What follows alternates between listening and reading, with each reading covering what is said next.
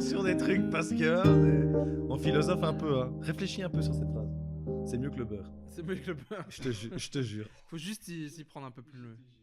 Ok, bonjour et bienvenue à tous dans l'épisode 1 du Geek Podcast. Ça commence. Oui. Vous êtes prêts? Nous sommes prêts. On est prêts? Vous avez tous votre café? Ouais. Je suis Clément, je suis accompagné de Nicolas. Ça va Nicolas? Ça va très bien et toi-même? Oui, ça va. Oui, ça va. C'est chill, quoi. Voilà, bienvenue à la conférence dépressive Animé Radio de Clément. Je suis accompagné aussi de Florentin. Comment vas-tu? Bonsoir, mais ça va bien, bonsoir ou bonjour en fonction de dans quel hémisphère vous vous situez. Voici une première blague un petit peu ratée par un problème d'énonciation. Oui. Et je suis aussi accompagné de Kenny. Bonjour Kenny. Bonjour. Bonjour, j'espère que tout le monde va bien. Ici, ça va. On est au maximum, je crois. On est au maximum. Là, on peut pas faire plus fort. Je crois que c'est un très très bon début. On a plein de trucs à discuter. Des sujets que je vous ai annoncés avant et des sujets qu'on va découvrir en mode surprise. On commence avec Détective Pikachu. Ah, oh mon dieu. Oh, on commence par le lourd là. On commence par du lourd. Du vrai, du sérieux. Qui a vu les trailers? J'espère tout le monde. Ouais, on l'a vu. On est à jour, on est à jour. J'ai vu le premier, mais j'ai pas vu le deuxième. Et en gros, on voit juste des nouveaux Pokémon en plus. C'est pas méga c'est très intéressant. On n'apprend pas trop sur le plot non plus. Le scénar va être assez classique. C'est le genre de film que t'attendais pas, mais maintenant que tu sais qu'il va venir, tu l'attends à fond. Parce qu'il a l'air vachement marrant. Il a l'air tellement bien fait. Les effets spéciaux sont ouf. Et Ryan Reynolds, quel drôle de choix pour faire la voix de Pikachu. Je trouve ça vachement drôle. Petite anecdote, à la base, il y a une pétition qui est sortie par les fans pour que ce soit Danny DeVito qui fasse la voix de Pikachu. Oh. Et j'aurais trouvé ça très rigolo. Peut-être une voix un peu trop âgée, ceci dit, Danny DeVito.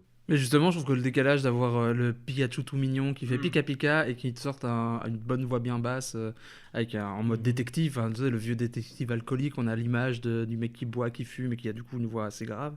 Je trouve ça comique, quoi. Ils ont bien joué là-dessus. Et le décalage aussi Pokémon égale jeune et faire un truc qui a l'air d'être un peu plus serious business. Ça me donne envie, franchement, j'ai envie de voir ce truc, quoi. Oui, je trouve que ce qui était rigolo avec la sortie de cette bande-annonce, qui effectivement a fait un gros tollé, c'est qu'à la base, tous les fans se sont énervés en mode de un Pokémon c'est has-been, on essaie de ressortir sur le truc de notre enfance, alors que personnellement, moi je l'assume tout à fait, je rêvais d'avoir des Pokémon. Et pour l'anecdote, pour mon frère qui nous écoute sûrement, j'ai réussi à lui faire croire pendant longtemps, quand il était petit, que j'avais des Pokémon chez mon papa, puisqu'on n'a pas le même père, et qu'il fallait habiter Bruxelles pour avoir des Pokémon, et que c'est parce qu'on était à la campagne qu'on n'en avait pas, et il m'a cru. Donc j'avoue que le rêve de retomber dans un univers de Pokémon qui se veut un peu plus sérieux, avec effectivement un Pika Pika tout à fait désabusé, peut être assez rigolo. Le premier trailer ne m'avait pas du tout tenté parce qu'il n'y avait pas d'explication vraiment scénaristique derrière et j'entendais juste la petite peluche jaune sauter partout. Et là, d'avoir vu un petit peu le scénario qui se profile, ça a l'air pas mal. Première anecdote pour Ave, Pika en espagnol, ça veut dire une pipe. Donc sachez que quand Pikachu dit Pika Pika à toute personne qui passe, c'est quand même un petit peu mal à propos et provocateur. On a Pika et on a Bloodjob. Donc en espagnol, ça doit être terrible. Enfin, pour les Espagnols, regarder ça doit être très très drôle du coup. Hein. Il a peut-être un autre nom en Ah espagnol. non, parce que le Pikachu, c'est le seul Pokémon qui a le même nom dans toutes les langues. Eh bien, c'est bien ce que je dis, toutes les langues, tout à fait. Ah, Voilà. ça se rejoint. Parole à Noxos. Ouais, non, moi ça m'emballe pas plus que ça. Je sais pas, il y a un truc qui me dérangeait. En fait, je pensais que c'était une blague au début. Quand je l'ai vu, j'avoue que je l'attendais pas et que je le voyais pas venir. Et j'ai cru que c'était plus une blague qu'autre chose. Et puis j'ai compris qu'en fait, ça n'en était pas une. C'est vrai que esthétiquement parlant, ça a l'air plutôt bien foutu.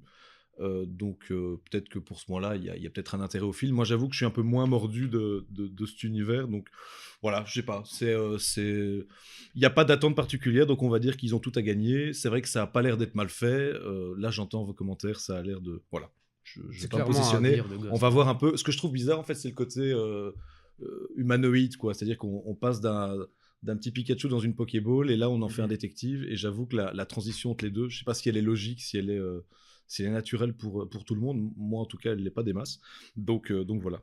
Mais après, pour Tout est à voir. ceux qui connaissent un peu l'univers Pokémon, c'est assez logique parce que même dans les jeux, on voit certains Pokémon qui ont des métiers du style ceux qui bâtissent les maisons, des trucs comme ça. Donc ça a une logique en fait intégrée dans un univers. Même si je suis d'accord avec toi, ils ont pris à contre-pied tout ce qu'ils auraient fait d'habitude et je trouve ça justement chouette parce qu'ils sont peut-être enfin compris que leur communauté a vieilli, que les gamins qui je sais pas comment ça s'est lancé en quelle année, mais je sais pas, dans les années 95, quelque chose comme ça. Oui, c'est ça, c'était début 90, c'était vraiment. Donc, mi-90, on était en primaire quand tout ça est Ceux-là sorti, ont plus que En petite 20 ans, primaire. donc il est temps Ouais. de leur faire des films qui sont un peu à l'image de ces anciens enfants, quoi. Un gros délire de gosse, évidemment, mais... Et ça a été permis grâce à Pokémon Go. C'est grâce au succès que ça a eu, tellement ils se sont dit, bon, bah allez, on va en faire un film.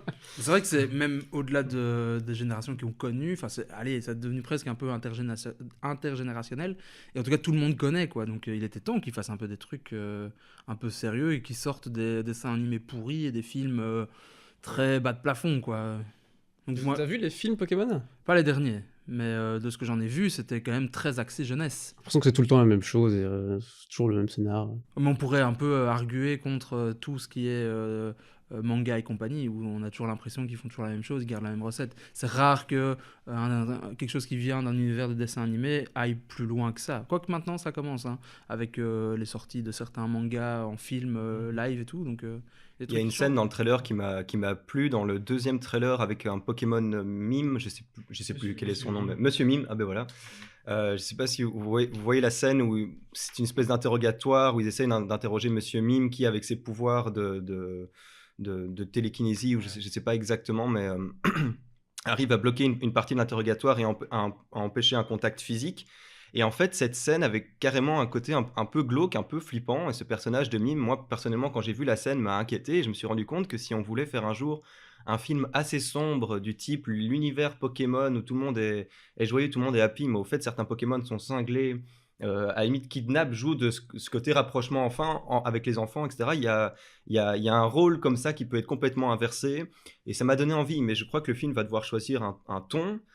Et s'il va vers complètement la comédie, vers une enquête, vers un petit peu de graveleux, comme c'est connu avec Ryan Reynolds, et ce genre de blagues, de pika-pika, et on a déjà vu dans le film, parce que je faisais la blague là tout de suite, mais qu'il y avait des sous-entendus sexuels à tout bout de champ, et sur les Pokémon qui matent les meufs, etc. Voilà, ça c'est un peu plus bizarre, donc à voir si la sauce américaine sera pas trop grasse, et si on tombe pas dans du dessous de ceinture très rapide. Mais j'aime bien Ryan Reynolds, et il se fait qu'il est très bon dans son rôle de Deadpool qu'il joue de manière quotidienne. Donc s'il s'est inscrit dans ce projet, je crois qu'il s'attendait à ce que ce soit bien bâché au départ, et sûrement qu'il compte nous faire une belle surprise. C'est bien dit. J'ai hâte de voir ça. On ira le voir. Hein. Ah ouais, grave. Alors, next. Alors, c'est une petite nouvelle assez rigolote qui mêle jeux vidéo et film. Vous vous souvenez du film Groundhog Day avec Bill Murray? Bill Murray, c'est ça. Hein. Le jour des marmottes ou c'est des marmottes? Ouais, j'en ai marmotte, un truc du genre. Eh bien, ils vont faire une suite, une séquelle en VR. Donc, ce sera un jeu vidéo en VR qui sera... tu vas jouer le fils de Bill Murray qui va revivre le même délire et voilà, tu seras avec ton casque et tu vas dans un jeu. En gros, ils vont faire une suite basée sur ce film. Quoi. Une suite en jeu vidéo, donc pas du tout cinéma. Ouais, c'est ça, ce sera en jeu vidéo. Et c'est en VR, quoi. Et je trouve que ça peut être super intéressant pour une fois qu'on fait quelque chose de fun en VR où tu dois du coup réfléchir et tu vas revivre les mêmes trucs. Enfin, tu vois, ça peut être intéressant de le vivre. Je trouve que c'est une bonne idée pour faire une suite à ce film, parce qu'une suite en film, bah, ça aurait été juste le même film, en fait. Ouais. Ça aurait été un peu stupide. Donc je trouvais que ça, c'était... ça valait la peine de le mentionner, c'était plutôt une news intéressante. Ouais, après, à voir ce que ça va donner, parce que je sais que pour les Retours vers le futur, ils ont fait aussi des jeux en mode Telltales, un peu point and click, machin. Et c'est censé être la suite officielle des films. Après, j'y ai pas joué, mais de ce que j'avais lu, c'est que c'était pas incroyable, quoi. Ouais. Donc, à voir s'ils arrivent à faire quelque chose de vraiment concret, qui a du sens et qui est intéressant, parce que si c'est pour être dans l'univers d'eux...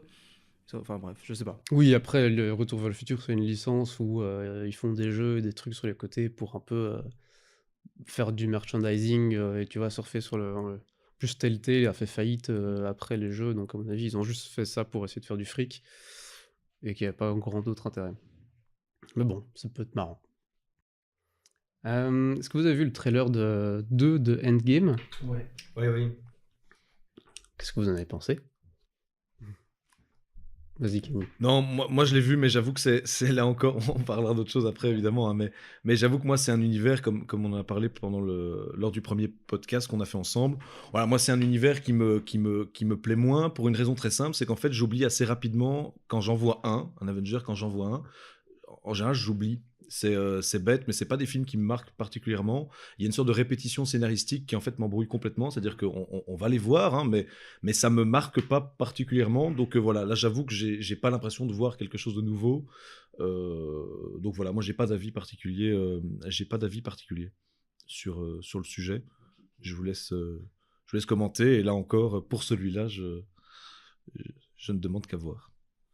Ouais, j'ai trouvé que la suite du trailer était bien dans le sens qu'à nouveau, ils viennent nous titiller, nous donner l'envie de voir le film sans sortir de spoilers ou d'annonces très importantes sur l'histoire, donc en espérant que l'histoire tiendra bon. Parce que c'est vrai qu'il y a ce côté court-circuitage de tellement de films, comme dit Kenny, et d'histoires répétitives, qu'on a eu la bande-annonce du prochain Spider-Man qui est déjà sorti. Et on sait qu'il y a un Black Panther 2 qui est prévu. Etc., etc. On pourra en citer. Donc tout ça est sorti par la licence, donc est techniquement du no spoil.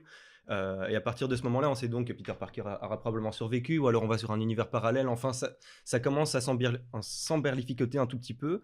Maintenant, par rapport à cette continuité d'Infinity Wars que j'avais vraiment, vraiment bien aimé et qui m'en avait mis plein la tronche, comme je crois à tout le monde, j'ai hâte de voir la suite, d'autant que c'est officiellement la fin de certains personnages du MCU, et je pense qu'un type comme Robert Downey Jr., je pense que Captain America sont des acteurs qui ont probablement envie de se retourner vers autre chose que ça et qui ont été fort marqués par ce rôle-là.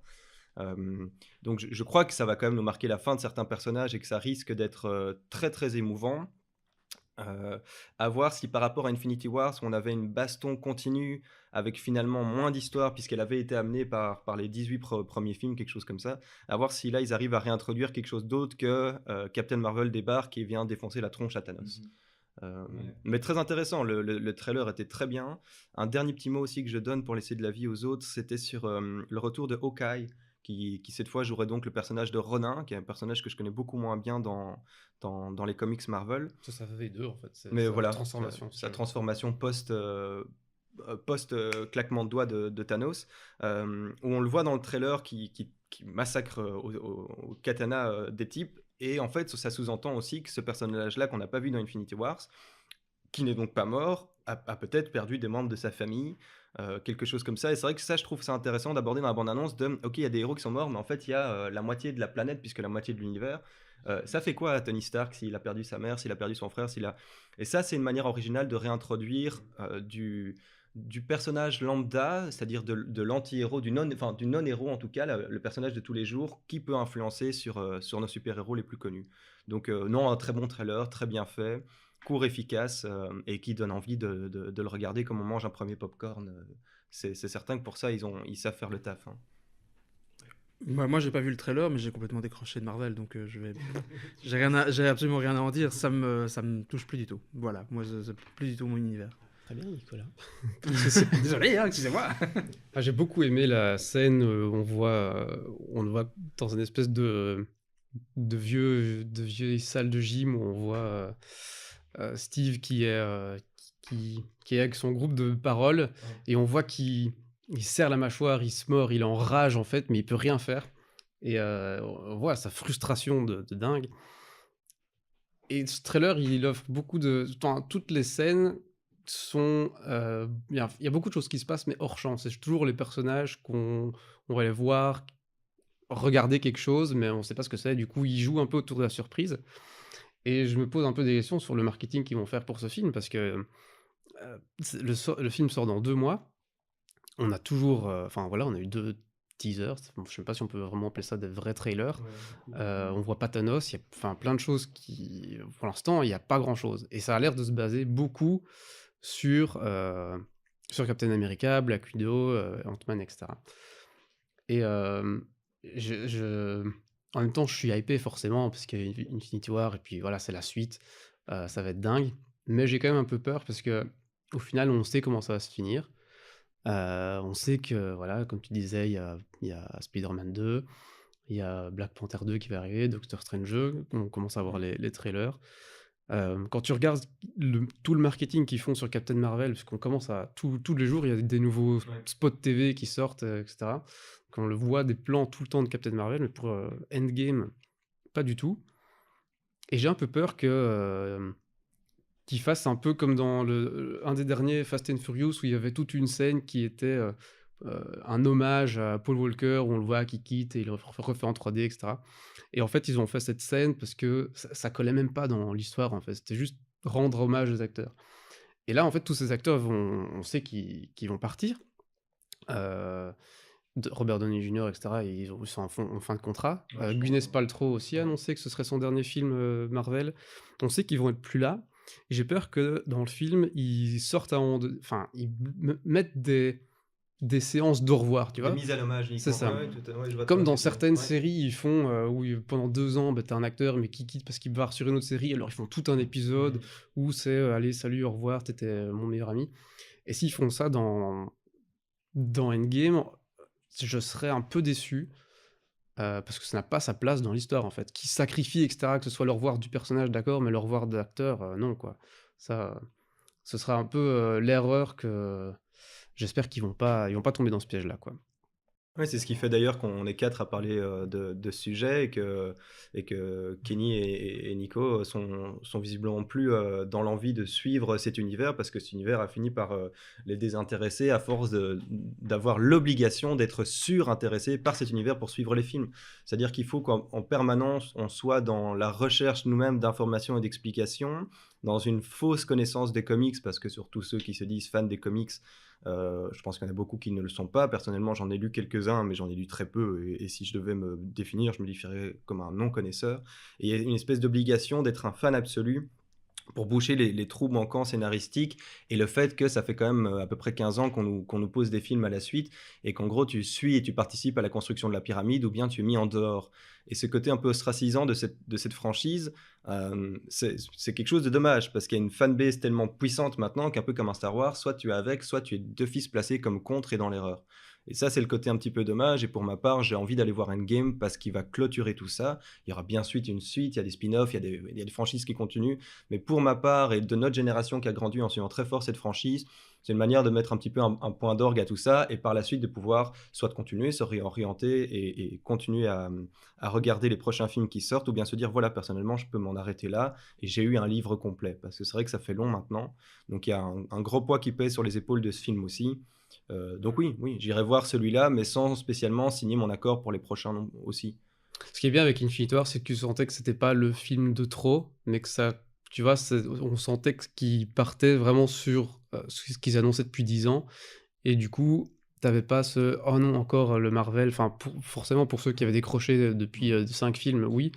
Mais pour nous qui les avons tous vus, on était là enfin, on va voir le chapitre final, tu vois. Ce qui est quand même un petit peu grave dans le sens où c'est vraiment un univers qui s'auto-ferme et qui parle plus au reste. Et moi, c'est comme ça que je ressens beaucoup les choses, c'est que on en discute. Alors, il y a ceux qui sont dedans et qui continuent à suivre. Il y a ceux qui sont à l'extérieur et dont je fais clairement partie.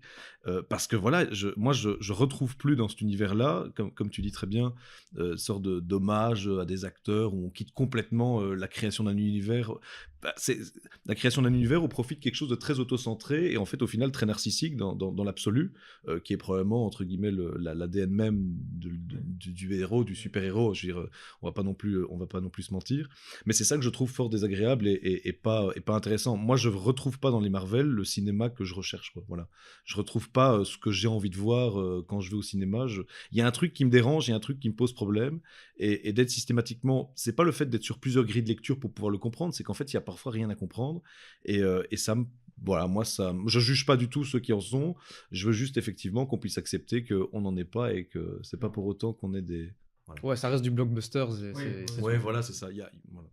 Eh ben, pour tamponner entre deux gros sujets, j'ai une toute petite news qui pourra intéresser plus d'un.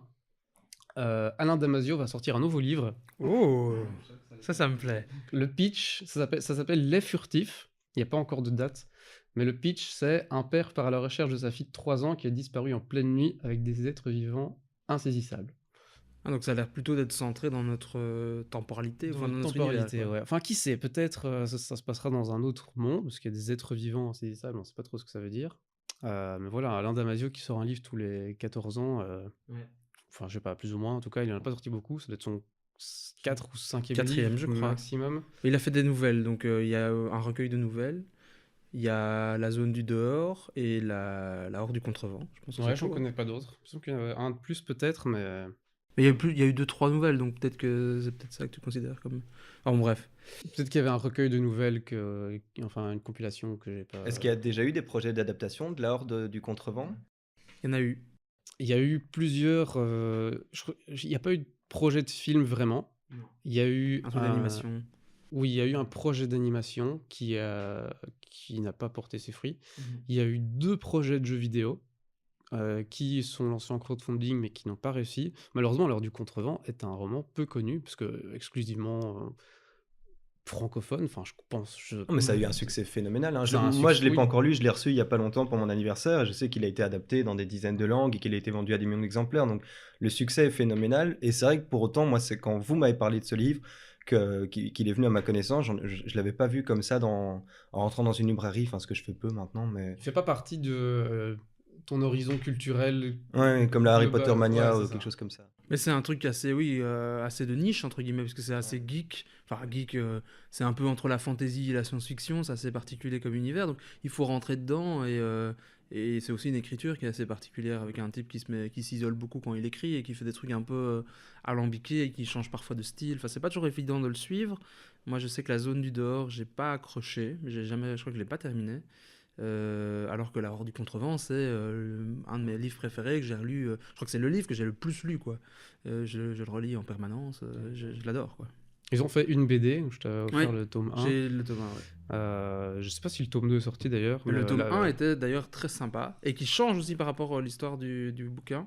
Ce que j'ai trouvé sympa parce que les adaptations qu'ils ont proposées, elles avaient du sens. Donc c'est vraiment un travail d'adaptation que je trouvais vraiment bien fait, quoi. Donc j'ai trouvé ça très sympa. Bonne BD. Alain Damasio a travaillé sur le scénario de la BD avec forcément le dessinateur, parce qu'il faut que ça rentre dans les cadres d'une BD. Mais donc il approuve lui-même la nouvelle façon de... et la nouvelle histoire est toujours pareille, mais il y a quelques trucs qui changent.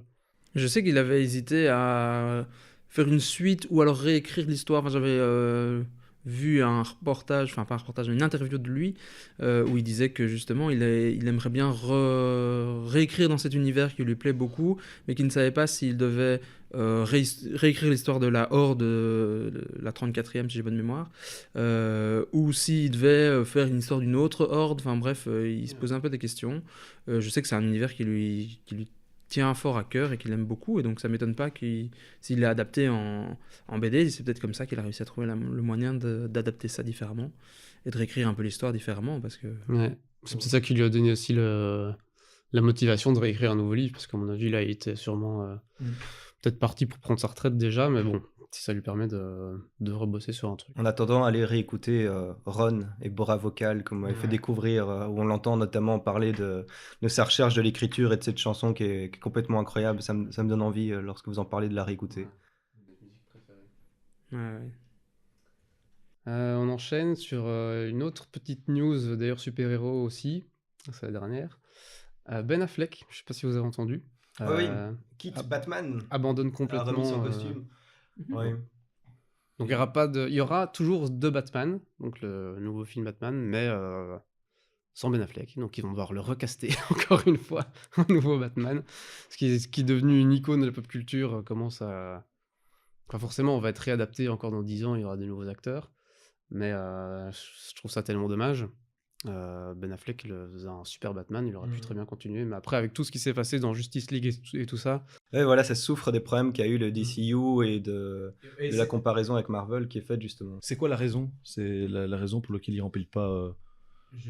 C'est question de financière, Il en a pas de donné en contrat, interview, ou il y a un ras-le-bol Moi, je pense qu'il a peur d'être coincé dans ce rôle et qu'il a envie de réorienter sa carrière. Je crois qu'il souffre d'une chute de popularité entre des affaires personnelles, people, qui l'ont secoué ces dernières années, et son rôle de Batman qui a été énormément critiqué, alors qu'en réalité, oui, il est bon. Mais on a critiqué Batman contre Superman, les gens n'ont pas beaucoup aimé Justice League.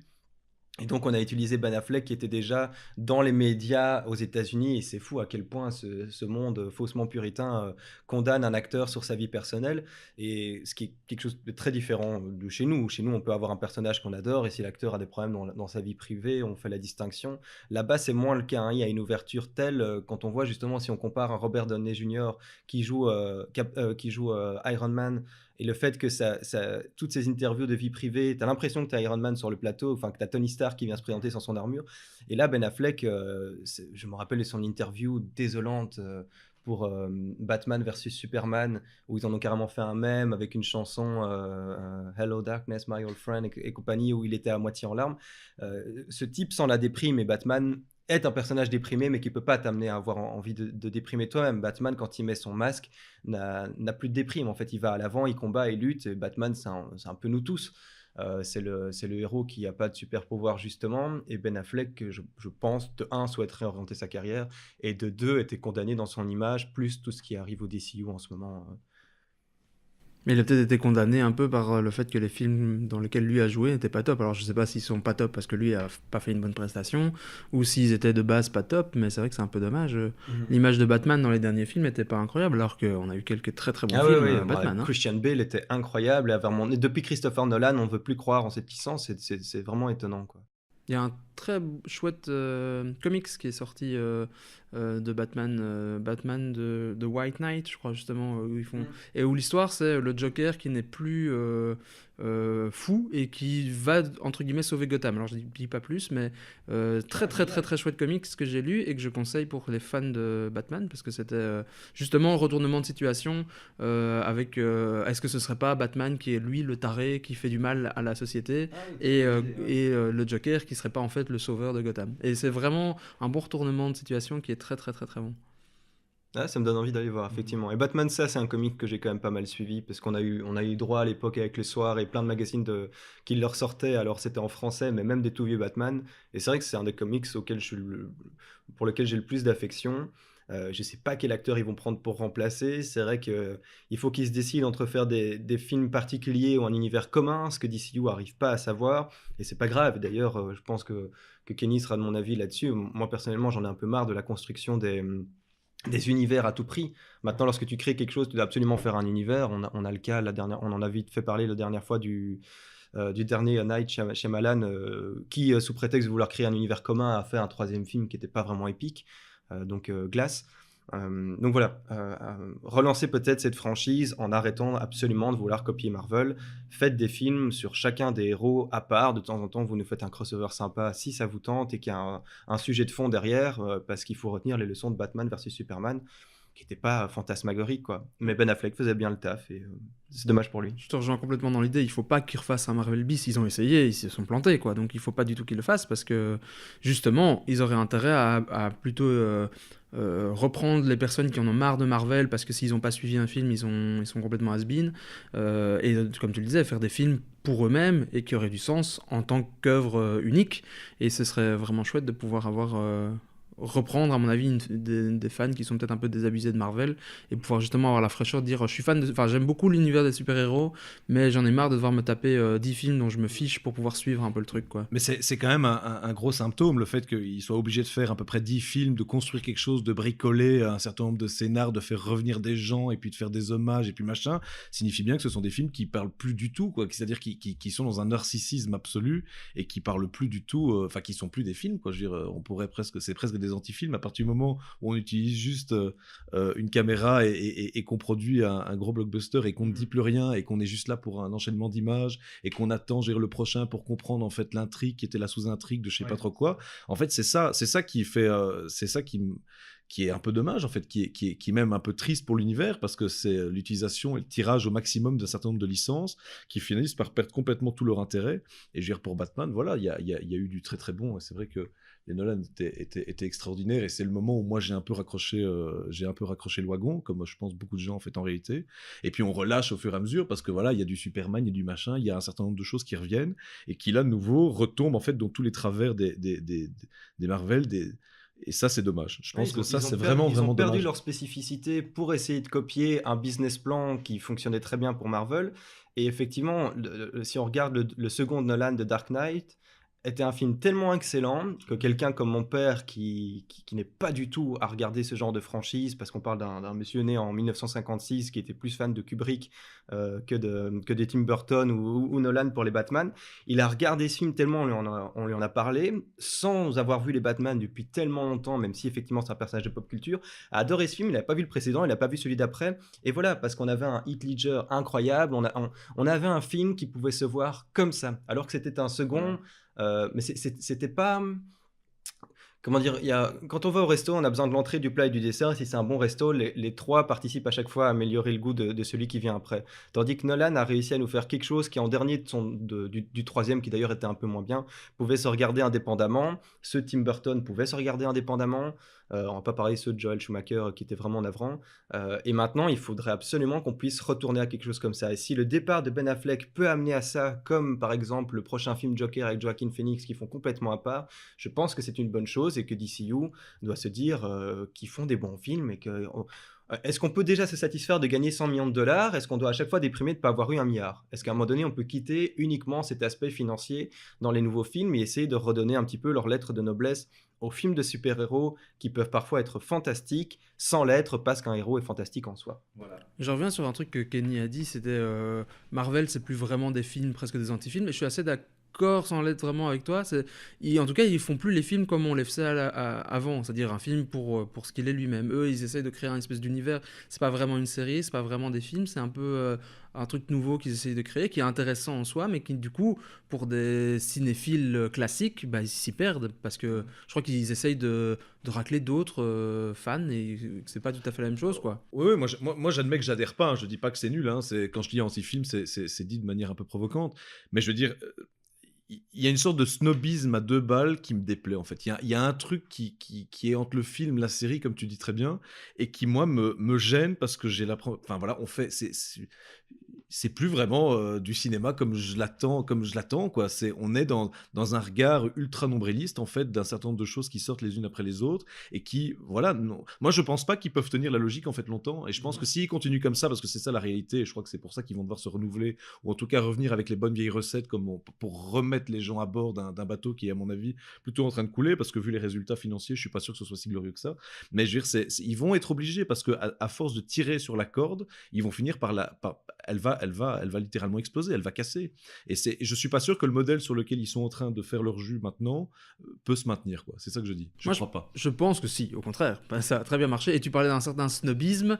Le snobisme, il vient pas des séries, enfin du film en lui-même, c'est plutôt les gens qui le regardent. Moi, je le vois, certains de mes collègues qui sont ultra fans de ce genre d'univers, ils me parlent de ça, et ils en parlent entre eux pendant 20 minutes. Et bon, moi pendant 20 minutes, je dis plus un mot parce que je connais pas du tout cet univers-là et que ça m'intéresse pas des masses. Mais le snobisme, il vient de là. Et d'ailleurs, quand je dis que j'ai pas regardé, on me regarde toujours un peu de travers, genre, mais qu'est-ce que tu fous, mec? Ouais, mais c'est le médium, prends le temps de c'est la manière de présenter le film qui induit ce snobisme. Je pense que si c'était un film construit par lui-même, que tu peux regarder et que tu peux comprendre, tout en faisant tes recherches sur le côté, tout en étant imprégné de l'univers, hein. Je dis pas qu'il faut faire un truc de débile mental, un début, une fin, un truc. C'est pas ça qu'on dit, hein.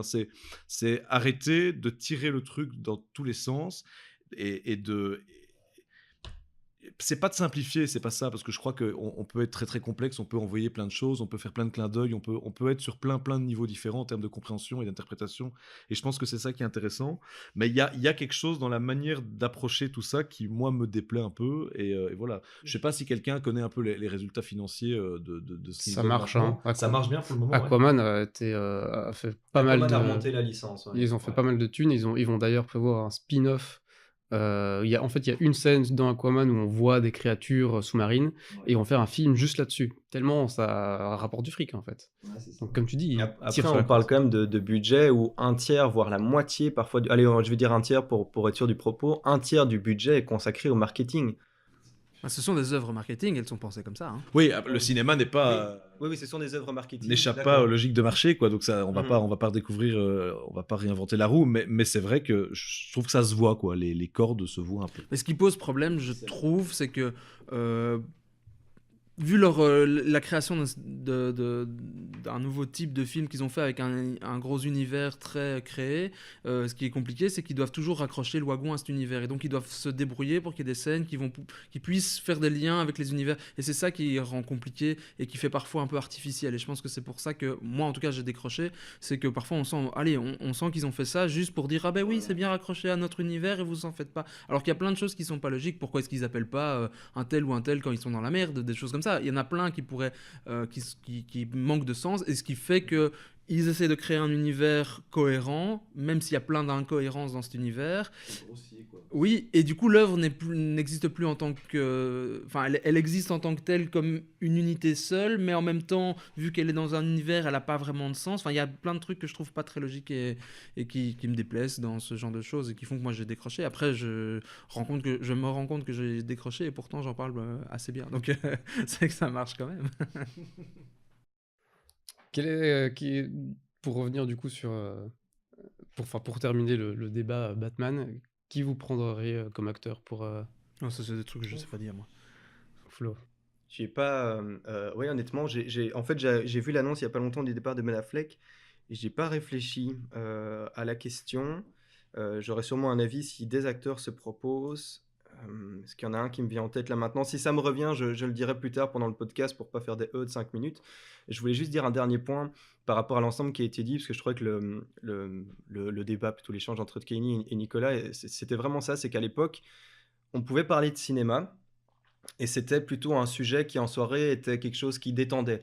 Et, je me rappelle, moi, mes premières grosses soirées vers mes 17 ans, où ça pouvait tout aussi bien s'animer qu'à un moment donné se poser pendant 4 heures avec 4 copains à part et parler du conflit israélo-palestinien avec une bière de trop.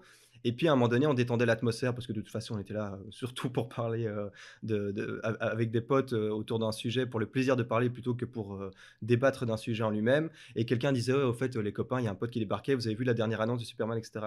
Et maintenant, on est sur quelque chose d'inverse, c'est-à-dire que le débat, c'est plus le conflit israélo-palestinien, pour le citer en exemple un peu facile, c'est plutôt MCU ou plutôt DCU, et on parle tous avec des DC, MCU aussi. Enfin, et il y a une perte de réflexion sur le fait qu'en fait, c'est pas parce qu'on a vu 18 films Marvel qu'on s'y connaît bien sur le cinéma. On fait plus attention à la qualité de la photographie, à un jeu d'acteurs très précis, parce qu'ils sont tous tellement dans des archétypes qu'ils les reprennent à chaque fois là-dedans et ils changent plus tellement le personnage. Donc ça, je trouve que c'était aussi un point à mettre un peu dans le débat, c'est-à-dire un phénomène d'usure, simplement, par rapport à un sujet qui a été tellement exploité qu'à un moment donné, comme par effet marketing, on est gavé de la glace au chocolat, on a besoin de la glace vanille, et puis quand on est gavé de la glace vanille, on se rend compte qu'en fait, on n'a juste plus envie de glace. Ça sert à rien de sortir la framboise. Ce qu'on veut maintenant, c'est une gaufre. Et voilà, j'arrêterai cette analogie là-dessus. Et si je pense à un remplacement pour Batman de Ben Affleck, j'hésiterai pas à en parler. Là, tout de suite, ça me vient pas. Moi, je pensais à ce que je regardais, justement, j'étais en train de réfléchir à ça, à Armie Hammer, qui a joué dans... Ouais, qui a la bonne tronche pour. Ouais. Qui a la bonne tronche pour. Si vous voyez pas, il a joué dans The Social Network, qui jouait les deux riches frères jumeaux, un des deux riches frères jumeaux là, à qui l'idée est volée. Oui, le film à grand succès avec Chalamet. Call Me By Your Name. Call Me By Your Name, où il joue son amoureux. Ouais, ah oui, c'est vrai qu'il a une bonne tête de Bruce Wayne et qu'on le voit bien en costume. Peut-être, mais c'est difficile en fait, parce que maintenant, penser à un acteur connu pour ce rôle, directement, c'est s'inspirer d'un rôle qu'il aurait fait qui raccroche à. J'avais en tête d'un coup comme ça un Ryan Gosling, à nouveau pour ce côté beau gosse, visage un peu froid, qui peut jouer, je pense, ce côté Bruce Wayne et puis à Cap. Et si on osait mettre un acteur inconnu? Parce que c'est vrai que les licences Batman ont toujours fonctionné avec des acteurs très connus depuis le départ, jusqu'à l'excès avec des George Clooney qui ont fini par en faire une excuse publique d'avoir démoli une licence. Voilà, c'est ça, c'est-à-dire que si on m'annonce Tom Cruise, c'est raté, quoi. Il faudrait peut-être oser mettre un inconnu qui apporterait un peu de fraîcheur, et on tournerait pas sur son film précédent, mais sur voilà, une interprétation nouvelle, quelque chose à venir découvrir et qui inviterait à redécouvrir Batman. Mais le risque alors, c'est que le nouvel acteur ne soit connu que pour ça. Et c'est un peu dommage de se retrouver à être catégorisé comme ah bah oui t'es Batman. C'est vrai. Ouais, mais c'est ce qui fait peur aux acteurs maintenant. Ouais. C'est dommage, mais c'est comme dommage. Pour James Bond, hein, c'est pour ça qu'on certains, à mon avis, auraient peur de faire James Bond, c'est que tous ceux qui ont fait James Bond, quand on les voit, c'est ah bah c'était James Bond, mec. Après Hollywood, c'est un peu comme ça que ça marche. T'as pas le choix. Si on te propose le rôle, bah si tu le prends pas, t'es con. Ouais, tu vas peut-être louper le coche, quoi. Idris Elba. Je pense d'un coup à Idris Elba. Je sais pas s'il est trop âgé pour le rôle. mais je trouve maintenant qu'il est trop âgé. Enfin, quand on voit Tom Cruise 56 ans dans son dernier truc, l'âge n'a plus beaucoup d'importance quand on est multimillionnaire. Idris Elba, pourquoi pas? C'est un acteur qui a beaucoup de charisme, qui pourrait bien jouer le double rôle. Peut-être il est un poil trop costaud pour... Voilà, je pensais à lui. Ah, ce serait comique en plus, un acteur noir. Oui, Batman, ce serait changeons vraiment quoi. chouette. Ouais. Ce serait vraiment sympa. Et ils avaient proposé d'ailleurs qu'Idris Elba soit le prochain James Bond, et même l'auteur, enfin non pas l'auteur, mais je crois c'était une femme qui produit, qui est derrière tous les James Bond, Oui, et dit, Broccoli, je crois. ouais, elle disait, bah non, James Bond, il est blanc, arrêtez de faire chier, vous mettre des acteurs noirs juste pour prouver qu'on les accepte, etc. C'est parce Non, que c'est un acteur James blanc. Bond est quand même aussi la caricature de l'homme blanc qui a réussi, machin, qui est toujours classe en toutes circonstances et tout. Donc ce serait bizarre. Par contre, Batman, ce serait pas mal de justement casser les codes et dire c'est quelqu'un de un peu torturé. En fait, c'est ça qui le définit, c'est qu'il a de la thune et qu'il est torturé, mais pas du tout qu'il est un jet-setter ou un Oui, truc et dans ce Gotham genre-là, quoi. City est une cité plutôt cosmopolite où il y aurait rien d'étonnant à ce que, tandis qu'effectivement pour James Bond, j'ai rien contre dans l'absolu que ce soit un acteur noir, mais je comprends certaines personnes qui oseraient pas le dire parce qu'on a peur de se faire taxer de raciste à 2 balles mais qui diraient juste tiens à la base c'est quand même un petit blanc britannique qui est monté de ci de ça, même si je sais très bien que Sean Connery était plutôt écossais, que je ne sais plus lequel était à la base américain et qu'ils doivent changer les accents et tout, mais c'est vrai qu'il y a une il y a un côté défini du succès effectivement de l'homme blanc à travers James Bond qui se tient, un peu comme ils avaient parlé de faire des Jane Bond à un moment donné. Non, faites une autre franchise très bien. Ne mettez pas effectivement une Inventer licence de nouvelles Bond. choses. Hein, oui, Ah, c'est ça. voilà, inventer Inventer de de nouvelles nouvelles choses. choses. Soyez un peu créatif. C'est à Tandis ça que que ça sert quand même le pour cinéma. Batman, ça pourrait super bien passer, ça pourrait être intéressant et changer un peu le truc parce que Batman justement qui dans la lumière est un homme blanc qui du coup met un costume noir pour être noir, en étant noir à la base pourrait inverser un contraste. Et là, je parle vraiment en termes de lumière et j'ose pouvoir encore dire que parce qu'on est un acteur de couleur, on a une autre présence de lumière à l'écran et je crois qu'on peut jouer là-dessus et ça a été vu. Enfin, un type comme Black Panther, Chadwick Boseman là, dans Black Panther, est incroyable aussi par ce truc de l'apparence, quoi. Il faut reconnaître qu'on parlait de James Bond, punaise, moi tu me fous Idris Elba avec un costume blanc, on a déjà tous vu un beau mec noir avec un costume blanc, ça en jette incroyable parce que le contraste c'est juste inversé. Donc rien que là-dessus, rien qu'en termes d'image, ça peut être intéressant. Mais je parie qu'on parlera sûrement de la photographie plus tard pour les Oscars, peut-être. Non, on en a parlé la dernière fois. On a déjà parlé de ça la dernière fois? Des Oscars, oui. Ah oui, mais parce qu'il y a des nouvelles concernant... On y reviendra plus tard. Ah bah vas-y, c'était des nouvelles. On clôt le sujet là sur Ouais, sur vas-y, Batman. ouais. Je pense que C'est bah, bon, vous avez transition. vous avez entendu toutes les nouvelles, tous les aléas de cette prochaine cérémonie des Oscars qui sort là dans quelques jours, que je C'est le regarderai 25, comme date. c'est- non, mais c'est le le- 24 ou le c'est le 25, ouais, donc 20, ouais, c'est demain ou après-demain en fait. Oui, c'est ça. Alors déjà, il n'y a pas de host cette année, puisque donc il n'y aura pas de présentateur officiel des Oscars, ce qui est la toute première fois, je crois, de tous les Oscars. Il me Qui va semble. faire ça alors? Alors pour quelle raison le mec qui devait le faire, c'était Kevin Hart, mais il y a quelques années sur Twitter, il avait sous-entendu des propos qui avaient été qualifiés d'homophobes ou semi-homophobes, je sais plus exactement, mais tout ça lui retombe sur la tronche maintenant avec l'historique d'Internet où quand tu dis une connerie bourrée, ben, il fallait pas la dire sur Twitter. Enfin, faudrait que j'aille voir les propos pour moi-même, ne pas me faire blâmer de ce que je dis là, pour s'ils étaient vraiment outranciers et dégueulasses, mais je sais que si on m'avait enregistré et mis sur Internet à toutes les premières bêtises que j'ai dit depuis l'âge que j'ai de dire des bêtises, je serais condamné sur la place publique tous les jours, quoi. Je pense qu'on peut encore dire des conneries sans être forcément médiatisé pour ça, et plutôt Et sans médiatisé continuer dans son d'être un intelligence. connard alors Et qu'on sans était continuer peut-être d'être un il y a 10 ans, connard, tu quoi. vois. On a des moments C'est qu'on le donc, problème d'Internet, c'est que t'as pas le droit à l'oubli. Tout reste toujours sur Internet et on peut toujours retrouver sur tout ce que tu as dit. Et du coup, quand tu es un peu borderline sur certains sujets, bah, ça ressort toujours sur ta personnalité, alors que fondamentalement, bah, quand tu dis des conneries quand tu as 20 ans et que quand on a 40, bah, tu penses pas la même chose parce que à 40 ans, on n'est pas la même personne que quand on en avait 20. Il n'y a pas de prescription sur Internet. Voilà, 20 ans après, on peut toujours. T'es toujours homophobe, quoi. C'est ça. T'es toujours. Donc je sais que lui finalement avait été exclu, que d'autres personnes avaient été considérées pour reprendre le rôle, notamment Dwayne Johnson, qui dit qu'il ne peut pas à cause d'un agenda de tournage, mais je pense qu'en fait tout le monde a peur de présenter les Oscars. Je crois que depuis maintenant 2-3 ans, où il y avait eu le fameux... pas Whitegate, justement le problème de la dénonciation du manque d'acteurs noirs représentés en autre que des seconds rôles et des troisièmes rôles, et c'était... comment est-ce qu'il s'appelle cet acteur assez drôle qui avait fait cette cérémonie avec cette introduction super choc de près de 18 minutes où il dénonçait tout ça. Son nom me reviendra. Donc en fait, je pense que plus personne n'ose reprendre la cérémonie des Oscars parce que cette cérémonie, c'est du hashtag MeToo à tout bout de champ. Je prends ce terme de manière vraiment générale pour dénoncer à peu près n'importe quoi. On attend la cérémonie des Oscars non pas pour présenter les meilleurs films, mais pour dénoncer les nouveaux sujets à la mode parce que c'est quand même regardé par des millions et des millions de personnes. Donc ça, c'est une première chose que j'avais entendue et sur laquelle votre avis m'intéresse. Et la deuxième chose, comme ça on balance les deux sujets en filigrane, c'est le fait que pour raison de présentation des pubs commerciales et raccourcir la cérémonie qui est, c'est vrai, assez longue, ils suppriment la remise des prix de Best Photography, meilleur maquillage et encore 2 autres prix assez importants qui feront durant les pubs commerciales et à la fin ils diront simplement quand on reprend à qui a été le prix. Et je trouve quand on parle de snobisme que c'est dégueulasse et qu'en plus pour le coup si on parlait de la 3e remise son technique de je sais pas quoi qui ne nous touche pas particulièrement, mais enfin la réalisation de la photographie, du maquillage et de certaines choses comme ça, punaise, ce sont des choses à mettre en avant, extrêmement importantes à l'heure des biopics et du reste. Donc c'est assez scandaleux. Donc ces Oscars semblent de plus en plus politisés, lissés, puritains en fait, voilà. Et c'est dommage.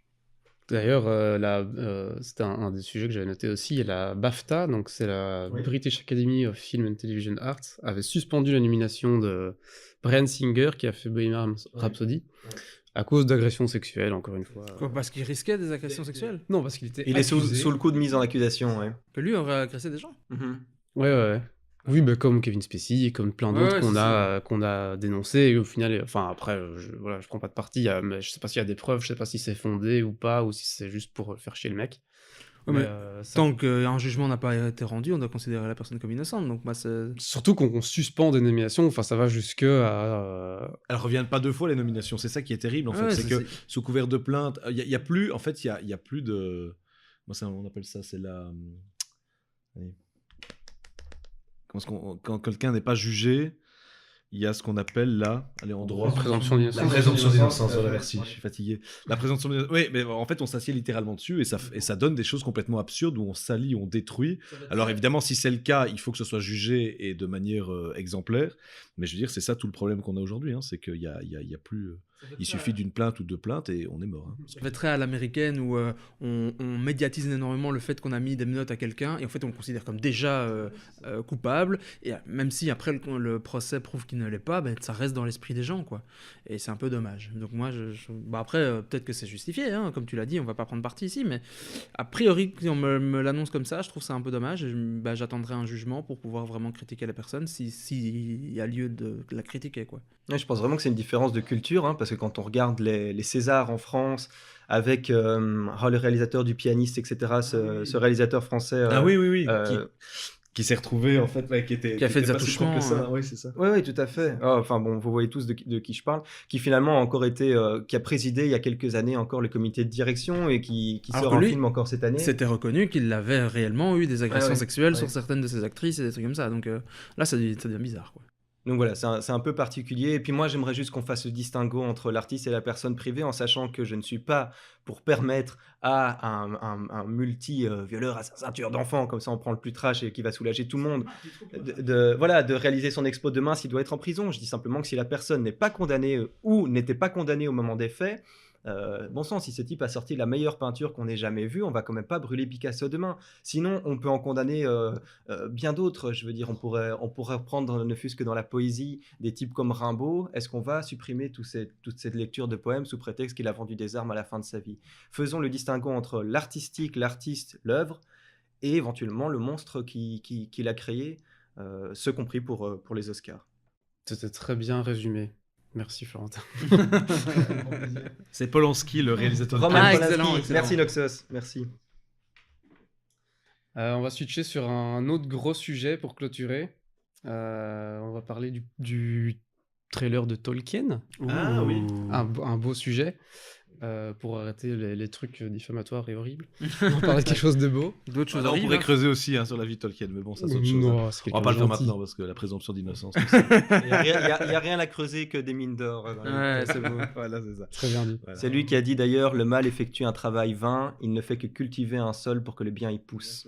Ou quelque chose comme ça. Ah, Donc, t'étais pas loin de la phrase. On ne touche pas à ce monsieur dont j'ai un recueil de lettres personnelles échangées à ses amis et ses enfants que j'avais reçu en cadeau il y a des années. C'est pour ça que le film personnage est magnifique. très attendu. Je pense que tous les grands fans de Tolkien vont être sont un peu comme les grands fans de Star Wars, si pas plus touchy quand on parle du personnage de Tolkien. Enfin, je disais un peu les commentaires dans les trailers, etc. Et les plus grandes craintes qui sortent sont est-ce qu'ils vont vraiment dénaturer le côté catholique de Tolkien, qui était un énorme catho, bien catho, quoi.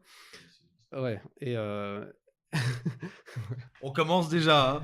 On commence déjà. Bon, il passera pas les Oscars, je pense. Là, est-ce qu'ils vont passer, est-ce qu'ils vont parler de ça dans le film ou pas? J'espère que oui, qu'ils rendent un peu hommage à ce qu'il était vraiment, et pas qu'il parle seulement de la guerre, parce que dans le trailer, il parle beaucoup de la guerre. Mais ça a l'air d'être très central. Hein. Et ça, ce qui moi me fait aussi un peu peur, c'est que Parce que lui a toujours réfuté l'idée de dire que le Seigneur des Anneaux... Ah pardon, excuse-moi. tu m'as complètement coupé. Je suis désolé. Mais du coup, je continue quand même. Il a toujours réfuté de dire que le Seigneur des Anneaux serait un copier-coller de ce qu'il aurait Une vécu. allégorie. Oui, une allégorie. Il Voilà, a toujours réfuté le fait que c'est une allégorie. On peut sans doute y voir des choses, mais lui, qui pourtant a beaucoup analysé de textes, et à mon avis a beaucoup analysé ses propres textes, s'il lui considère que c'est pas du tout en lien, c'est qu'à mon avis, il y est intimement persuadé. Ouais. Même s'il y a des liens sans doute à faire. Et on peut respecter son travail. S'il dit que c'est pas le cas, on peut voir autre chose que forcément de plaquer la guerre. Voilà. Mais effectivement, j'ai vu le trailer aussi, et c'est vrai que ça a l'air de beaucoup tourner autour de ça. Alors, il y a toute une partie un peu plus particulière autour de gros effets spéciaux. Je sais pas trop ce que ça représente. Il y a des flammes. Là, on a l'impression de se retrouver avec le Balrog. Exactement, c'est ce que j'ai pas du tout aimé. Et je me dis, oula, qu'est-ce qu'ils vont nous pondre? Parce qu'effectivement, soit on reste vraiment dans la vie du personnage, qui est profondément, qui est fascinante avec tous les... Enfin, c'est très clair-obscur, en fait, parfois même très obscur. Mais est-ce qu'on va là-dedans, ou est-ce qu'on nous emmène dans quelque chose d'un peu... original, créatif, je sais pas trop, moi j'ai l'impression avec des sortes que ça va être une interprétation du Seigneur des Anneaux, et ils vont essayer de faire exactement. Et ça, je suis pas très fan, genre exactement la même image que ce que tu décriais, c'est-à-dire l'explosion, on voit le Balrog dans la fumée. Quand j'ai vu ça, j'ai fait ça va pas me plaire, je pense. Et honnêtement, je pense que c'est pas un truc qui va me plaire des masses, parce que ils vont essayer, je crois, d'y aller un peu au forceps pour coller le Seigneur des Anneaux avec la vie de Tolkien, et je trouve que c'est un peu réducteur et dommage. Après, peut-être que je fais un procès d'intention sur le film, alors que c'est pas du tout le cas, mais du trailer, ça m'a pas donné envie, alors qu'à la base, ça m'intéressait beaucoup. Voilà. C'est pas que le Seigneur des Anneaux. Hein. Ce qu'on voit, il y a évidemment le visage, enfin, si je peux appeler ça, oui, le visage du Balrog dans la fumée, mais il y a surtout les batailles épiques, il y a tout, en fait, l'univers de la Terre du Milieu, qui... je pense pas qu'ils vont vraiment forcer le Seigneur des Anneaux avec Aragorn, Frodon, etc. et tous les 3 films. On voit le dernier plan à la fin où il y a c'est Morgoth, c'est le grand ennemi de Tolkien qu'il a incarné dans... Enfin, tu vois, alors oui, c'est pas une allégorie, etc. Mais je pense... Oui, j'ai toujours peur qu'ils fassent le forcing, comme tu dis, mais je pense pas. Après, le problème, c'est que Tolkien, il a pas une vie dramatique, tu vois, il a pas une vie où on va faire des twists, alors sa maman, elle meurt, tout ça. Non, Tolkien, il a fait la guerre, et au final, c'est un peu le seul truc. Ses enfants ont fait la seconde, malheureusement, donc c'est vrai que la guerre a fait partie de sa vie, toujours à travers lui, et puis à travers sa descendance. Il faut se rassurer peut-être par rapport au trailer, du côté un peu fan service, de nous raccrocher au Seigneur des Anneaux, que les trailers ne sont plus réalisés par les réalisateurs, que bien souvent on prend des images qui ne sont plus dans les films, et que là c'est une première image pour venir titiller, et peut-être aussi, nous ça peut nous choquer à nos âges, parce qu'on a grandi avec le Seigneur des Anneaux qui nous était promu à fond par nos parents comme si tu aimes l'heroic fantasy. Moi personnellement, mon beau-père ne me parlait que de ce livre-là, cet énorme volume de 1200 pages rouges dans la bibliothèque avec ses lettres dorées et ses inscriptions elfiques et ses images à l'intérieur magnifiques à l'aquarelle du fameux de la personne qui montrait en image tout le livre, je sais plus, Alan quelque chose, qui était assez incroyable. Donc il y a toujours eu quelque chose de mythique autour de ça depuis mon enfance. Par la suite, je me suis intéressé très très fort à Tolkien, comme j'ai grandi en le francisant. Voilà, on va l'appeler un peu comme on le fait depuis qu'on est tout petit. Et j'ai lu son recueil de lettres personnelles, et c'est vrai que c'est une personne incroyable parce qu'il a été ami de Lewis Carroll, qui a écrit Alice au Pays des Merveilles et bien d'autres. Il a Narnia.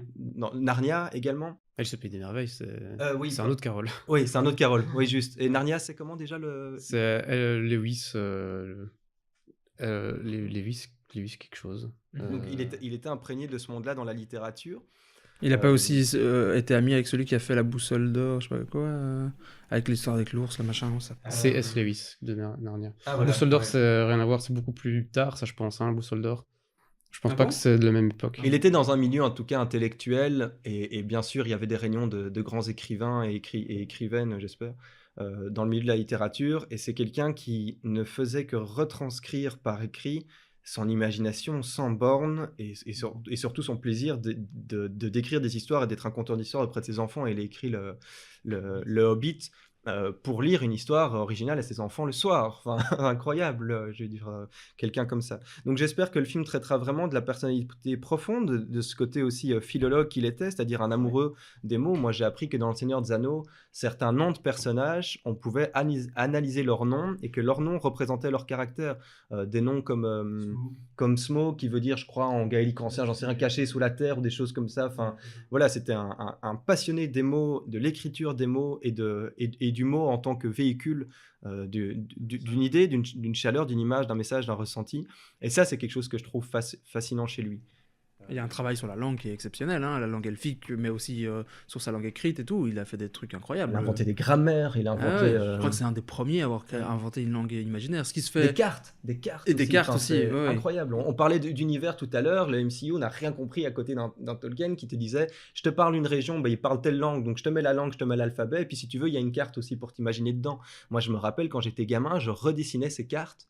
Tu t'en rappelles peut-être, Clément, je t'en avais fait une ou deux. Je redessinais ces cartes, je trouvais ça fantastique. Et désormais, quand vous achetez un bouquin, quel livre d'Heroic Fantasy n'a pas une carte d'entrée de jeu pour situer? C'est depuis Tolkien. Il a des choses posé comme la ça. base de beaucoup de choses, que ce soit en littérature, mais aussi dans les jeux de rôle, dans tous les univers maintenant Les medieval elfes, les nains, fantasy. cette dualité, Il a créé les archétypes elfes. physiques. Avant lui, un elfe c'était plus un espèce de lutin Ouais, farceur. c'est pas Faded, ouais. Et maintenant, l'elfe, bah, c'est une espèce de figure quasi divine, enfin quelque chose il a complètement révolutionné tout un univers. Figure hein. un peu arienne. Hein. C'est pour ça qu'on dit qu'on ne peut pas comparer. Enfin, vous m'apprenez là pour le coup qu'il n'aimait pas trop qu'on compare ça avec la Seconde Guerre mondiale, je vous crois, la Première Guerre mondiale. Et je vous crois volontiers, que lui réfute. Mais c'est vrai qu'il y a une analogie dingue qui se fait, mais simplement parce qu'il a grandi là-dedans. Je pense que quand on est né au début du XXe siècle, comme on y est, que ça a eu un impact sur nous de voir. Oui, puis en tant qu'écrivain, tu peux même pas imaginer écrire sans que ça te trotte dans la tête ce que tu as vécu, et ça a été un événement obligatoirement marquant, quoi. Donc c'est sûr qu'il y a moyen de faire des liens entre les deux, mais lui le réfutait et considérait que ces histoires étaient déjà écrites avant la guerre. Alors à mon avis, il y a eu des choses qui ont changé après la guerre, parce que voilà, il a vécu d'autres événements, mais la grosse trame, à mon avis, il l'avait déjà à la base, ou en tout cas il en avait l'idée, quoi, sans aucun doute. C'est juste. Voilà. Qu'est-ce que vous pensez de Nicolas Hoult, l'acteur qui incarne Tolkien? Bon choix, mauvais choix, pourquoi? J'ai rien à en On dire. le voit pas beaucoup dans le Non. trailer, au final, il a pas beaucoup d'expressions, Rien il à en a dire. l'air très Ça a l'air de coller. analytique. Mais oui, après, j'ai pas vu beaucoup de photos de Tolkien jeune, donc je sais pas si la ressemblance est... J'ai pas l'impression qu'il joue sur la ressemblance proprement dite, parce que justement, j'ai vu là, en venant, j'ai voulu faire une comparaison de photos, mais pour le coup, c'est pas comme si on faisait un biopic là sur Freddie Mercury, comme est sorti Bohemian Rhapsody, ou si effectivement tu mettais un petit gros blond avec une barbe rousse, voilà, il y aurait eu un problème. Personnellement, je pense que Tolkien, les gens ne savent pas trop à quoi il ressemblait gamin, et dans l'absolu, on s'en fout. Ce qu'il faut, c'est qu'il est plus ou moins le prototype de l'anglais, comme on le faisait référence à James Bond. Et à partir de là, ce serait suffisant. Je pense que Nicolas Hoult est un acteur qui pourrait être pas mal du tout pour l'interpréter. C'est un bon acteur qui a déjà fait ses armes dans quelques très bons films. Je suis un peu moins convaincu par Lily Collins, avec lequel j'ai toujours eu un petit souci, qui joue sa femme là. Un problème peut-être par rapport à sa plastique, donc c'est peut-être personnel, question d'image. Mais à voir, à voir. Mais ça me fait plaisir qu'il fasse un film, en tout cas, sur le personnage en lui-même, plutôt que sur les personnages qu'il a créés. Parce que c'est vrai que c'était un type fascinant. Moi, j'ai encore une petite anecdote à vous dire, je suis désolé pour autant de paroles, mais quand j'étais gamin, j'étais tellement fan, j'avais trouvé un site où un type se faisait passer, mais on savait qu'il se faisait passer pour Tolkien, et on pouvait lui écrire n'importe quelle question sur les livres ou sur sa vie en général, il répondait comme s'il était l'auteur.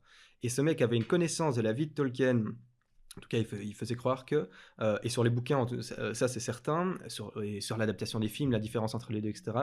Et il te répondait en postulant bien que Tolkien était mort depuis longtemps, mais vraiment en se mettant dans la peau de l'acteur, comme un Robin Williams pouvait le faire, etc., ou incarner des personnages, et si j'étais tel personnage, comment je te répondrais.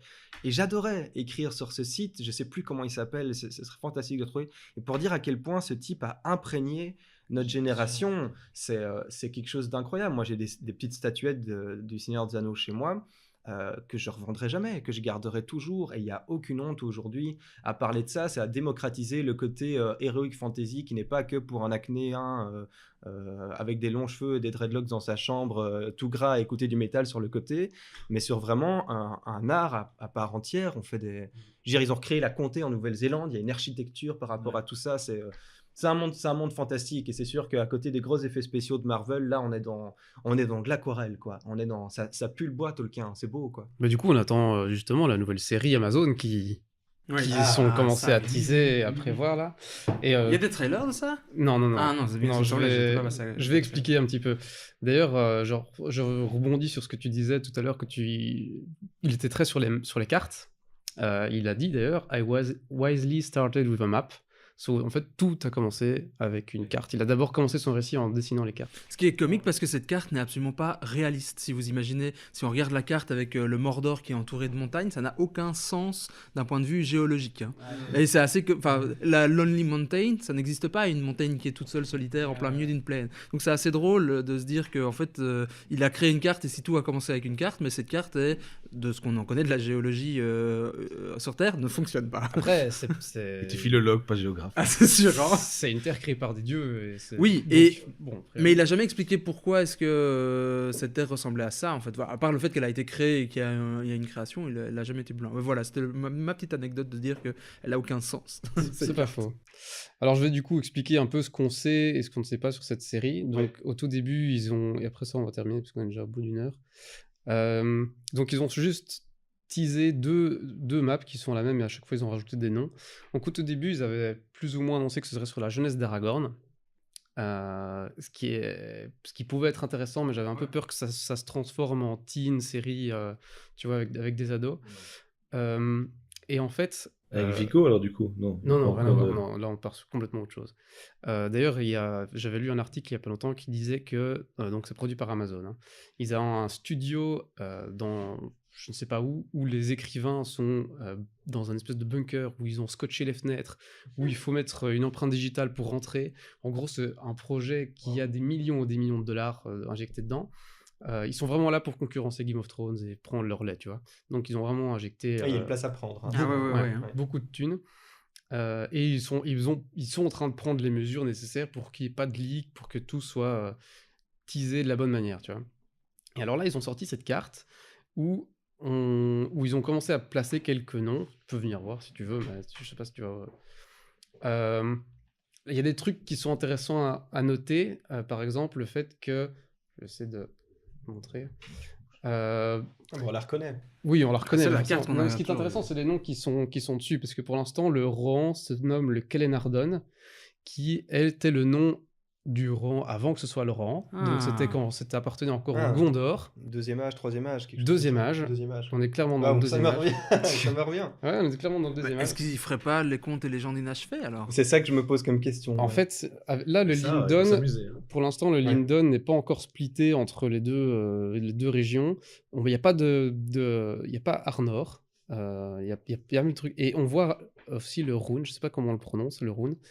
Donc, le Rhône, ça, c'est plus ou moins les terres où se répartissent les deux mages bleus, ce qui peut être ultra intéressant à explorer. Oui, parce qu'il y a des grosses zones d'ombre sur plein de personnages qui existent, ou en tout cas qui sont nommés, même si on n'y connaît pas grand-chose, quoi. Et donc, le fait qu'aussi d'avoir mis ces noms maintenant, le Fort d'Ouest, et ça, c'est des régions qui n'ont pas beaucoup d'importance et pourtant sont écrites. Alors peut-être qu'ils vont rajouter d'autres noms au fur et à mesure qu'ils font le teasing, mais grosso modo, on est quasi sûr qu'on est dans le deuxième âge. Donc deuxième âge, c'est entre l'exil de Morgoth par les autres les autres Valar, pardon, et la défaite d'Isildur où il perd l'anneau, c'est ça. Et donc On pourrait clairement être sur le récit de Gil-galad, le premier grand roi elfe qui est donc la bataille de la dernière alliance qu'on voit au début du Seigneur des Anneaux 1. Donc on pourrait avoir le retour de Gandalf. On pourrait avoir le début de Gandalf, Ouais, parce que possiblement. Ouais. personnage qui a des milliers d'années. Ouais, enfin, Dizaines de ça, millions, je sais donc ça, Ça dépend les versions. Ah oui. Parce qu'au tout début, Gandalf était un simple magicien, voilà. Et puis au fur et à mesure des réécritures, il a pris de plus en plus d'importance, jusqu'à ce qu'il le considère comme un presque demi-dieu, quoi. Mais donc au tout début, c'était juste un magicien, d'accord. voilà, et puis il a pris l'importance. moi je prédis que ça va se terminer la série sur la naissance d'Aragorn, et puis ça va être genre cut noir, et puis Ouais, mais voilà, ça- Aragorn est bien après la défaite de Sauron. Donc, de Sauron. oui, ben. La première défaite. T'es en ouais. train oui, de parler la- de d'une la- histoire oui. bien avant l'histoire avec l'anneau unique, enfin, ou en tout cas, qui est en Oui, lien. là mais- ça pourrait se passer avant la bataille de la dernière alliance. Et Aragorn naît 1500 ans après, donc. Oui, bah peut-être qu'ils vont faire 1500 ans plus tard. Ah, ouais, mais bon, alors ce serait juste, hey, salut, et puis c'est fin, quoi, c'est un peu bizarre. Pourquoi pas? Bah, ce serait une manière de clôturer. Parce que sinon, s'ils font sur l'histoire d'Aragorn, ce qui est intéressant aussi, parce que l'histoire avec le Seigneur des Anneaux, Aragorn a déjà dans les 80, 90 ans, et il y a eu plein d'histoires de ce qu'il a vécu avant, qui sont aussi assez intéressantes. Il a fait plusieurs guerres avec différents rois, enfin, il y a de quoi faire. Hein. Ouais, c'est ça. Ce serait aussi intéressant, mais voilà, pour l'instant, en tout cas, de ce qu'ils ont teasé, ce serait peut-être pas forcément ça pourrait être autre chose. Non, mais pourquoi pas. De toute façon, il y a tellement de choses à faire avec l'univers de Tolkien que. Cool si on arrive à voir Morgoth dans Tolkien, dans le film Tolkien, et puis Gil-galad dans la série. S'ils sont ce tarés, serait les quand même mecs, ils génial. pourraient même faire une saison axée sur un événement et puis faire des bonds dans le temps dans la saison 2 ou enfin des choses comme ça. Donc moi, ce serait même génial, je trouve, d'avoir enfin une série qui, à la fin de sa saison, termine quelque chose et puis on peut passer à autre chose dans la saison 2. On En peut restant rester dans l'univers, mais sans rester sur la même histoire qui doit s'enchaîner. Voilà. Parce que c'est vrai que c'est un avec peu une vraie fin, quoi. Ça fait du bien, parce que moi j'en ai marre des séries où on termine soit sur un gros cliffhanger, soit sur un truc où on sait pas trop ce qu'on va faire pour la deuxième, et donc on vient mettre un peu un pansement sur une jambe de bois, essayer de vite raccrocher les wagons, mais il y a rien qui tient, quoi. Ceci dit, un pansement sur une jambe de bois, c'est quand même un peu. Non, ça. Un peu con, c'est un peu con. Et donc voilà. Mais ça me hype, hein, moi, toutes ces histoires. On a le temps de faire ce qui me tient un peu à cœur, un top, un flop de ce que vous avez vu récemment. Et j'ai presque envie de dire, même si à la limite c'est pas d'actualité, si vous avez vu un bon vieux film, ça peut être intéressant. Un petit top, un petit flop, vous avez quelque chose à. Moi j'en ai pas, mais vas-y, si t'as dans un. Un flop d'actualité que je vous déconseille de voir pour pas perdre de temps, parce que vraiment, et pourtant je l'ai vu tard, entre fin de nuit et début de matinée, et j'ai quand même regretté, c'est Serenity, le dernier Matthew McConaughey avec Anne Hathaway. C'était mauvais, voilà, c'était très très très mauvais. Il y avait rien. Et un top. Un top, tout récemment à la limite pour le faire plaisir et parce que Clément l'a vu aussi, je lui ai proposé. J'ai bien aimé Le Grand Bain que j'ai pas vu à sa sortie au cinéma et finalement là pour le coup j'aurais pu, ça m'aurait fait plaisir de donner fric au cinéma français pour ce film-là de Gilles Lelouch parce que c'est enfin une bonne comédie française qui même si elle tourne comme d'hab sur le fond de la dépression, trouve des originalités et prend bien soin de ses acteurs qui donnent un bon boulot. Moi, Guillaume Canet m'a bien plu, Philippe Catherine m'a mis mort de rire. J'ai trouvé que c'était un très chouette film détendu qui sort complètement de ce dont on parle, mais comme on parle beaucoup, peut-être parfois même un peu trop de cinéma uniquement américain, Le Grand Bain, c'était sympa. Et Serenity, ne regardez pas, s'il vous plaît. Ne regardez pas. Moi, comme top, c'est une série Netflix. Je suis très série pour l'instant parce que j'ai pas le temps de regarder beaucoup d'autres trucs. Mais c'est Umbrella Academy, un truc aussi de super-héros et que j'ai trouvé. Voilà, c'est frais, c'est marrant, même si ça se termine la première saison sur un gros cliffhanger qui m'a énervé. Et du coup, j'attends la deuxième saison en sachant que je vais d'office oublier ce qui s'est passé dans la première. Mais voilà, c'était assez marrant. Il y a moyen de critiquer parce qu'il y a des retours dans le passé qui ne peuvent fonctionner que si on garde. Enfin bref, il y a plein de paradoxes temporels qui se créent dans tous les sens. Mais c'est comique et ça change du cliché des super-héros ultra badass puisque là, c'est en gros une espèce de famille de super-héros qu'on a mis ensemble. Enfin, c'est que des orphelins qui ont des super-pouvoirs qui sont mis ensemble. Et en fait, ils sont totalement dysfonctionnels. Et c'est assez drôle parce que c'est pas du tout, ça se base pas complètement sur leur pouvoir. D'ailleurs, certains ont même, à part une super force, ils n'ont aucun vrai pouvoir. Et c'est assez chouette de voir que c'est une famille lambda qui fonctionne pas, quoi. Et c'est drôle. Enfin voilà, moi ça me fait marrer. Je suis en train de la terminer, elle est pas mal. C'est marrant. Et ben voilà, moi j'ai un flop et un top. Je vais commencer par le top, même si c'est plus facile de dire des choses négatives. Moi, mon top, c'est un film, parce qu'il y a les Césars qui sont sortis là tout récemment, et pour le meilleur documentaire, c'est Ni juge Ah ni, oui, juge oui. ni soumise C'est bon, ça. qui a été voilà, qui a eu le César. Alors du coup, moi, je l'ai pas vu celui-là. J'ai essayé de le trouver, et voilà, je ferai ça un peu plus tard. En revanche, ça m'a beaucoup fait penser à 12 jours. Ça, je sais pas si vous l'avez vu. C'est un film documentaire. En fait, c'est un film d'il y a quelques années. Je pense que je vous en ai déjà parlé. En fait, c'est des gens qui sont internés donc psychologiquement en psychiatrie et compagnie dans des cliniques en France. En gros, il y a une loi qui est sortie et qui oblige après 12 jours à ce que ces gens passent devant un juge histoire d'authentifier le fait qu'ils soient enfermés de force, quoi. En gros, c'est ça. Et en fait, le film, donc ça dure 1h30 et c'est l'ensemble des entretiens que ces juges ont avec tous ces psychopathes, tous ces dingues, tous ces types qui sont littéralement en train de dérailler. Et je pense que c'est un des trucs les plus forts que j'ai vu cette année parce que, allez, autant il y a le show Ni juge ni soumise, autant il y a ce truc-là qui est passé un peu inaperçu et qui est juste magnifique. C'est-à-dire que c'est un ensemble d'entretiens les uns après les autres et que des gens ont fini par s'attacher. Il y a certains, je dis, ben voilà, effectivement, c'est un peu moche parce que le papier est signé et ces gens vont retrouver, vont littéralement aller en clinique et seront suivis. On comprend pas trop pourquoi. On dit qu'ils sont sympas, que c'est des gens avec qui on pourrait boire un verre. Et puis on réalise en fait que, ben non, il y a des choses qui clochent. Et puis le juge justement déconstruit le truc. Donc c'est très très bon, c'est très très fort. C'est une sorte d'immersion, c'est une sorte de huis clos qui se fait justement au tribunal. Donc ça, c'est vraiment le gros coup de cœur que j'ai eu. Comment ça s'appelle? Ou 12 jours. C'est de deux pardons. C'est extraordinaire. Moi, j'ai trouvé ça extraordinaire. Parfois, il faut pas aller trop dans les effets spéciaux et compagnie pour pouvoir avoir une grosse claque. Et là, c'est une table, un juge et un dingo. Et on prend une petite leçon de vie. Ce qui est dingue, c'est que c'est du réel. Et c'est du réel. Et là, on n'est pas dans le show Ni juge ni soumise. On est vraiment dans la réalité plate de la folie, quoi. Et il y a vraiment des... Enfin, je vais pas les raconter maintenant. Vraiment, allez le voir si vous avez l'occasion parce que j'ai trouvé ça très très bon. Ni juge ni soumise aussi, c'est du réel. C'est juste Oui, que là, c'est du un réel, mais il y a personnage une dingue. sorte de mise en scène par-dessus qui donne évidemment tout l'intérêt du truc, avec un côté un peu surjoué, voilà, pour ce que j'en ai vu, entre guillemets. Ouais, J'ai je crois j'ai pas pas vu qu'elle- l'entièreté du film. Je crois pas Elle qu'elle le veut surjoue, peut-être pas forcément. parce Non, qu'elle est non, comme non. ça, je pense, dans la C'est un vraie peu vie. l'impression que ça donne. Mais là, pour le coup, je veux dire, c'est un peu le contre-exemple. Il faut pas forcément y aller par le dos de la cuillère pour envoyer du lourd. Le gros flop que j'ai, et c'est le conseil que tu as donné il y a quelques jours, c'est Russian Doll. C'est pareil, Netflix. J'ai beaucoup attendu. C'est une sorte de jour sans fin qui ne se termine jamais. Ah, t'as pas aimé, toi? Et j'ai pas du tout aimé parce qu'en fait, j'en ai peut-être trop attendu. C'est-à-dire que la réalisation est chouette. L'actrice dont j'ai oublié, c'est Lindsay. Natacha, quelque chose. Natacha, oui, c'est ça. Qui joue le fait admirablement bien. L'univers, voilà, on s'accroche vraiment à 200%. Et j'ai beaucoup attendu en fait du 8e épisode qui est le dernier. Et c'est un peu tombé comme un gros flop, ce qui fait que ça m'a beaucoup déçu. Mais voilà, le flop pas tellement pour la réalisation et pour la série en tant que telle, mais plutôt pour l'attente que j'en ai eue et qui n'a pas Marrant. Parce que moi, j'ai qui adoré. n'a pas été atteinte. Il y a Mais- des moments qui sont incroyables, je trouve visuellement qui claquent, même si je comprends que la fin est un peu décevante. C'est genre, allez, on termine ça, pop.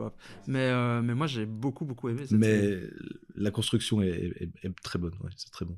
Donc voilà, un flop, un top.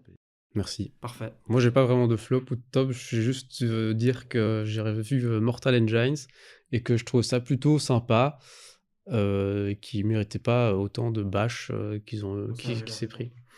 C'était très beau. Ouais, c'était très très beau surtout. J'aime beaucoup l'actrice. Elle jouait très très bien. Mais voilà. Franchement, pas grand chose à dire sur ce film.